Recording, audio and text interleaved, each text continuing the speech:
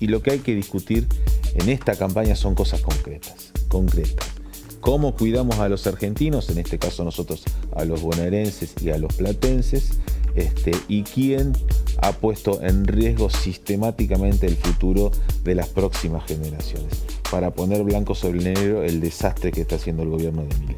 Bienvenidas, bienvenidos, bienvenides. Aquí estamos arrancando otro Contame en el canal de la Universidad Nacional de La Plata. Como siempre, proponiéndoles indagar sobre algunos temas que nos parecen de interés, se están hablando, están en boca de todos. Y bueno, consideramos claro que para ustedes también son temas de interés. Y se está hablando mucho de la paralización de obra pública, del impacto que esto tiene en nuestra vida cotidiana, porque a veces pareciera que hablamos de la macro, de la economía, del ajuste, de que las cuentas tienen que cerrar y para que cierren las cuentas, bueno, pasa la motosierra, es la propuesta, la motosierra del Gobierno de la Libertad Avanza. Mientras tanto, nuestra vida que transcurre en medio de ese escenario. Y para analizar, en principio, el impacto de la paralización de la obra pública en la provincia de Buenos Aires y en particular en las rutas y autopistas de la provincia de Buenos Aires, sabemos que se eliminó la Dirección Nacional de Vialidad, también la Comisión Nacional Reguladora del Transporte. ¿Y hasta dónde todo eso impacta nuestra vida cotidiana?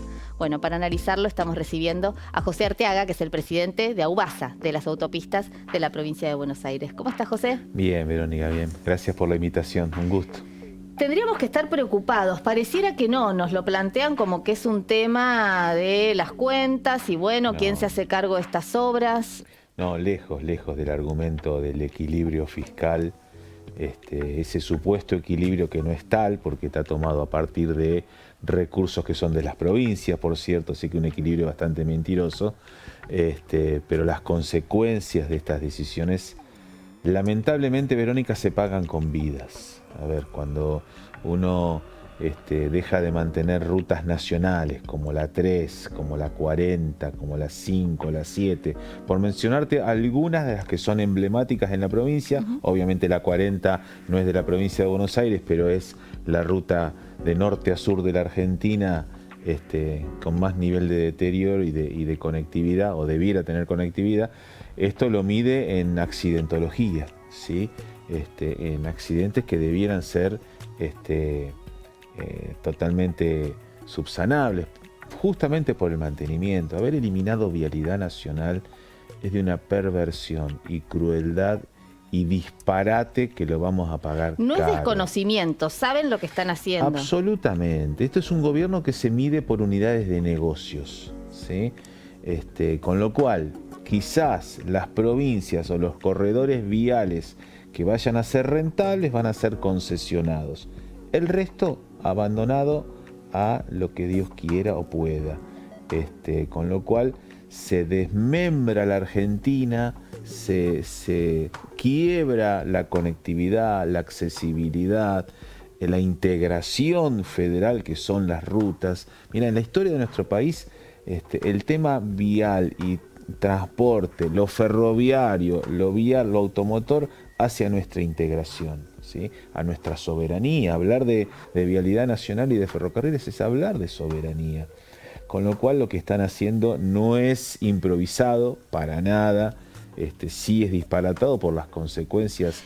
18 meses sin obra pública, el deterioro está a la vista. Ahora, José, ¿vos crees que aprovechan el desconocimiento? Digo desconocimiento porque en general la gente, lo dicen las encuestas, no lo digo yo, reclama por la seguridad, por la inflación, por la corrupción, pero no hay reclamos respecto al estado de las rutas.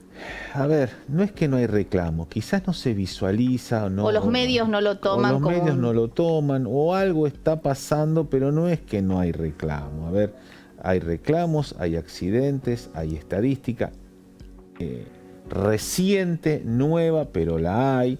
No es gratis la no obra pública. En términos económicos tampoco es gratis. Dinamiza la economía regional, las empresas, la actividad, el empleo. No es menor que no haya obra pública. Pero si a eso le sumás la otra parte del famoso decreto que hablabas en la introducción, todos los organismos de transporte, de control de transporte, o han sido suprimidos, diluidos o modificados en su razón de ser, con lo cual esto es criminal. ¿Quién garantiza hoy que un micro que une La Plata con Bahía Blanca? Nadie.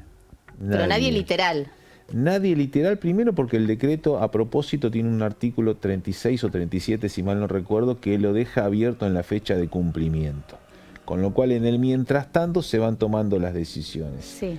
Hay una versión que todo lo que sería control y fiscalización de lo que hacía antes la Agencia de Seguridad Vial lo haría Gendarmería o la Fuerza de Seguridad. No tienen nada que ver, es mezclar peras con manzanas. Claro. Y en caso del ejemplo que vos me decís, los neumáticos, que no estén gastados los neumáticos, ¿los va a controlar Gendarmería? Eso es lo que establece el decreto. Estupefacientes, vigencia de los seguros, licencias habilitantes, verificaciones técnicas y por nombrarte tacómetros, que es el aparato que te mide la velocidad y te registra si te excediste o no de velocidad en tu recorrido.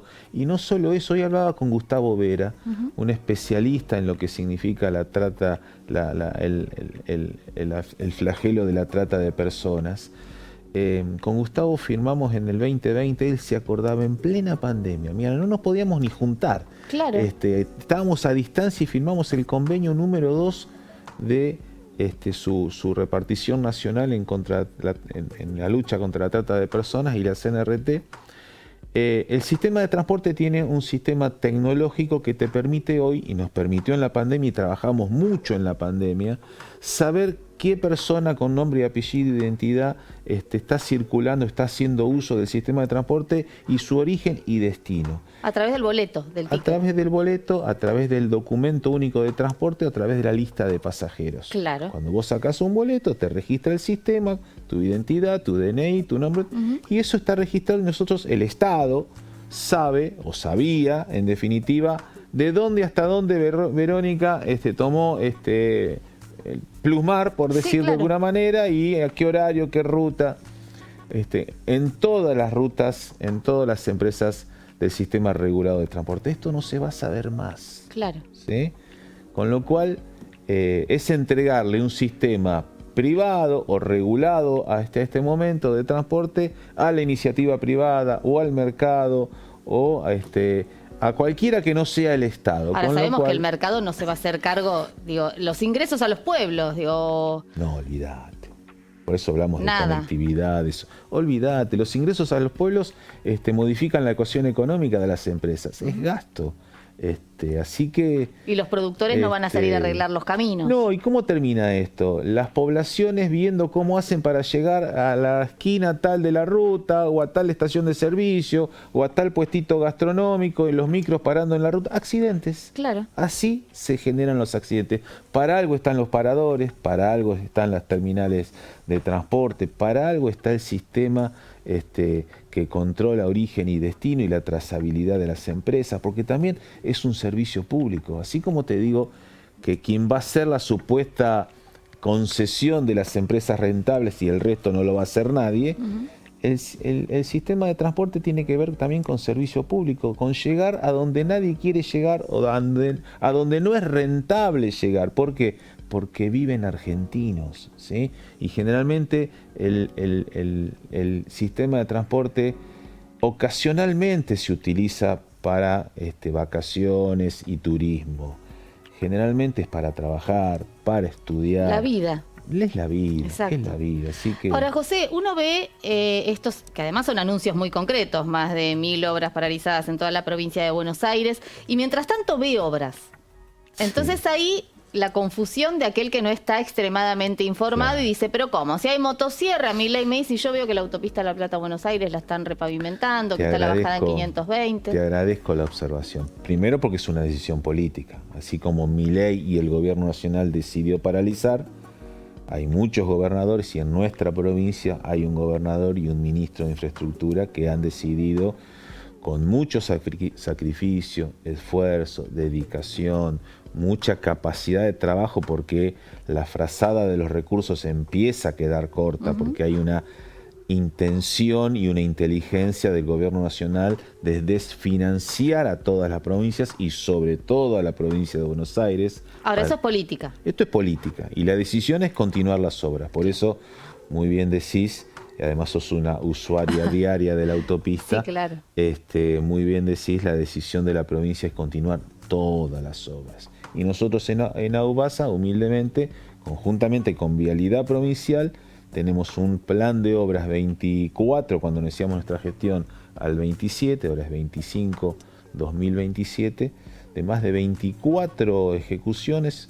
Ya estamos ejecutando 6 licitaciones que tienen que ver con el distribuidor de la 520, el ramal Gutiérrez, que es la que une La Plata a Buenos Aires con la Ruta 2, la Ruta 63 Estaba en Dolores. bastante deteriorada también Muy ese tramo. deteriorada. Realmente, a ver...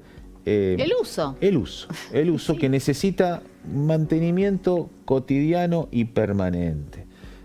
O sea que el plan de obras es intenso, es un desafío muy importante que tiene la provincia, que tiene Aubasa.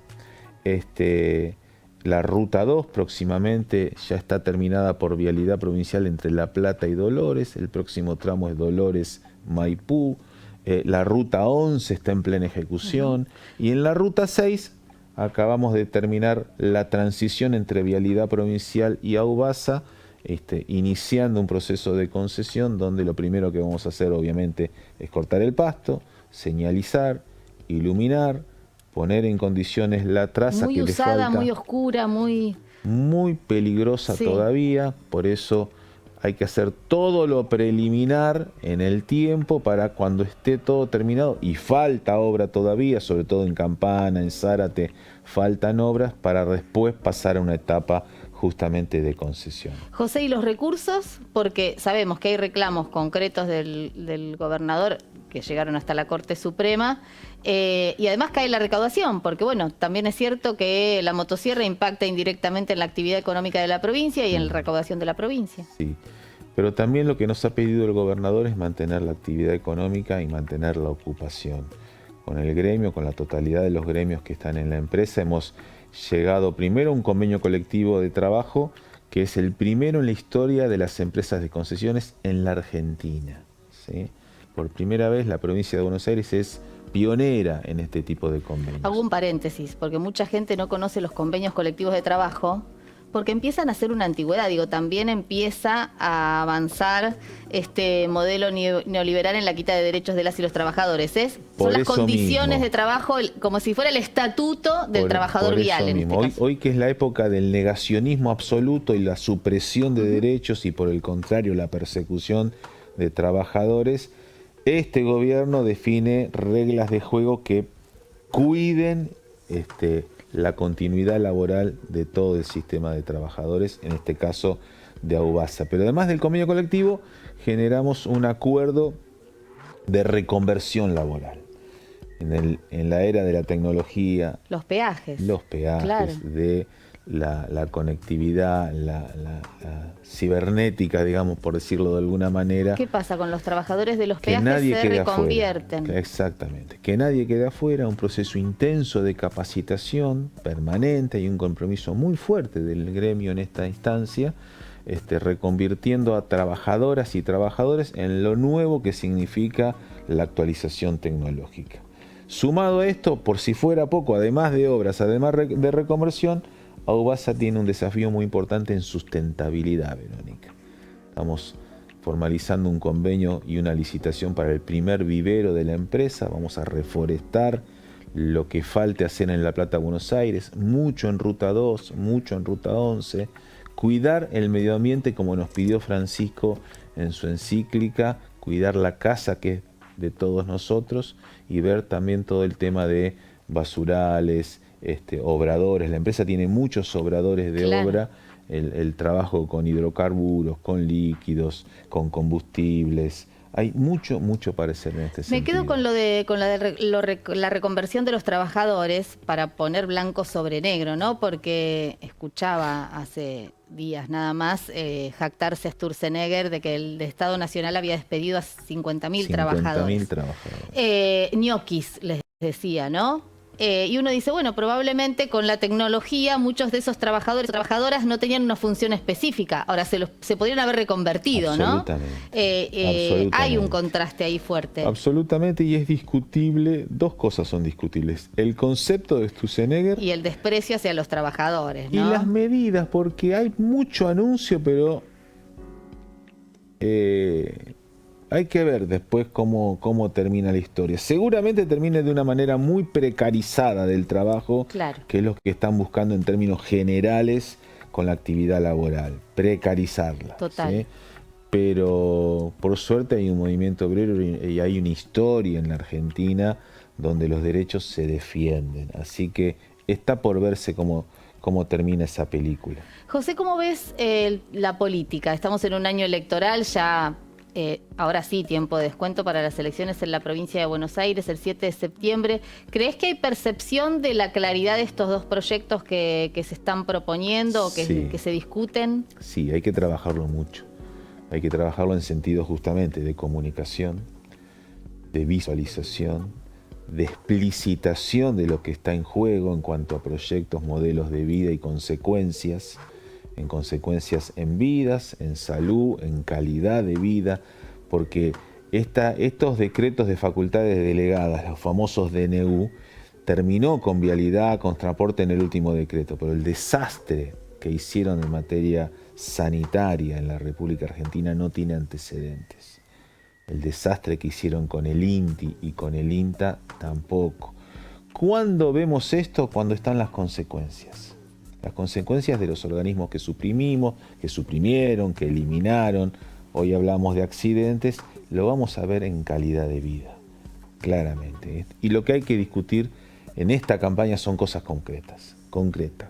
Cómo cuidamos a los argentinos, en este caso nosotros a los bonaerenses y a los platenses, y quién ha puesto en riesgo sistemáticamente el futuro de las próximas generaciones. Esto es lo que está en juego y la política tendrá que ver cómo lo explicita, lo discute, lo verbaliza, lo socializa en materia de conceptos y de ejemplos para poner blanco sobre el negro el desastre que está haciendo el gobierno de Milei. Ahora, ¿veías un Milei como está ocurriendo?